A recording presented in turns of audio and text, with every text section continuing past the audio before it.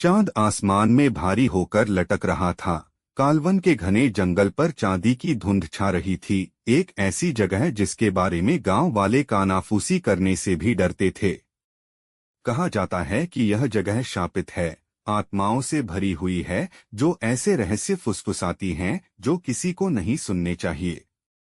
फिर भी राजा विक्रम अपने कर्तव्य और अटूट साहस से बंधे हुए एक बार फिर इसकी गहराई में चले गए, मायावी बेताल की तलाश में, जो पहेलियों और कहानियों में बात करने वाला प्राचीन भूत था। बेताल एक पुराने जड़दार पेड़ से उल्टा लटका हुआ था, जिसकी छाल काली हो गई थी और उसमें से खून जैसा रस बह रहा था। वह भूत मुस्कुराया और उसकी आंखों में चमक आ गई। फिर से वापस विक्रम, तुम कभी नहीं सीखोगे। अगर तुम मुझे ले जा सको तो ले जाओ, लेकिन सावधान रहो, यह कहानी अलग है। बेफिक्र होकर विक्रम ने बेताल को अपने कंधों पर उठा लिया और चलना शुरू कर दिया। हवा पेड़ों के बीच से मरते हुए आदमी की सांस की तरह बह रही थी। बेताल ने अपनी कहानी शुरू की। उसकी आवाज सूखी पत्तियों की तरह कर्कश थी। बहुत पहले नंदीग्राम नामक एक गांव में अर्जुन नाम का एक विनम्र कुम्हार रहता था। वह माया नाम की एक लड़की से प्यार करता था, जिसके सौंदर्य के बारे में कहा जाता था कि वह देवताओं को भी मोहित कर लेती है। उनकी शादी रक्तिम चांद की रात को होनी थी, लेकिन माया शादी से एक दिन पहले गायब हो गई। उन्होंने नदियों, खेतों, पुराने कुएं की तलाश की, लेकिन वह गायब थी। दिल टूटा हुआ अर्जुन कालवन जंगल के किनारे भटक गया, जहां उसे दुल्हन की पोशाक में एक अजीब महिला मिली, जो पेड़ों के बीच खड़ी थी। उसका चेहरा खून से लाल घूंघट के पीछे छिपा हुआ था। उसने फुसफुसाते हुए कहा, तुम अभी भी मुझसे शादी कर सकते हो अर्जुन, अगर हिम्मत है तो।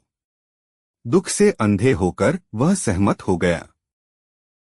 उन्होंने चांदनी रात में पेड़ों के अलावा किसी गवाह के बिना शादी की। उस रात वह उसे घर ले आया और पूरे गांव में खुशी मनाई। लेकिन अगले कुछ हफ्तों में अजीबोगरीब चीजें होने लगीं। गायें मरी हुई पाई गईं, उसके बर्तनों में पानी काला हो गया और बच्चे जब भी उसके घर के पास आते रोने लगते। अर्जुन की दुल्हन ने कभी अपना घूंघट नहीं उठाया, कभी खाया नहीं और कभी सोई नहीं। उसे दीवारों पर खरोंच के निशान, उसके घर के अंधेरे कोनों से रोने की आवाज और एक रात छाया में उसकी फुसफुसाहट नजर आने लगी। डर के मारे वह एक रात जंगल में उसके पीछे पीछे गया। वहां एक खुले मैदान में उसने उसे घूंघट हटाते देखा। उसका कोई चेहरा नहीं था, केवल एक खाली जगह थी जो रोशनी और आवाज को सोख लेती थी। उसके चारों ओर लापता ग्रामीणों की लाशें तैर रही थीं, उनके मुंह हमेशा चीखते रहते थे। अर्जुन भी चीखा। अगले दिन उसका घर खाली था। किसी ने उसे फिर कभी नहीं देखा। लेकिन रातों में जब चांद लाल हो जाता है तो एक बिना चेहरे वाली दुल्हन कालवन के जंगल के किनारे से फुसफुसाती हुई चलती है, मुझसे शादी कर लो। बेताल ने ठहाका लगाया, आवाज तीखी हो गई। अब बताओ विक्रम, क्या माया शुरू से ही एक आत्मा थी, या क्या दुख और प्यार ने बेचारे अर्जुन के लिए वास्तविकता को तब तक तोड़मरोड़ कर रख दिया जब तक कि उसने एक राक्षस को अपनी बाहों में नहीं ले लिया। विक्रम चुपचाप चलता रहा। उसका दिमाग दौड़ रहा था, सिर्फ पहेली की वजह से नहीं, बल्कि इसलिए क्योंकि उसे कुछ गड़बड़ लग रही थी। जंगल बहुत शांत था। पेड़ फुसफुसा रहे थे।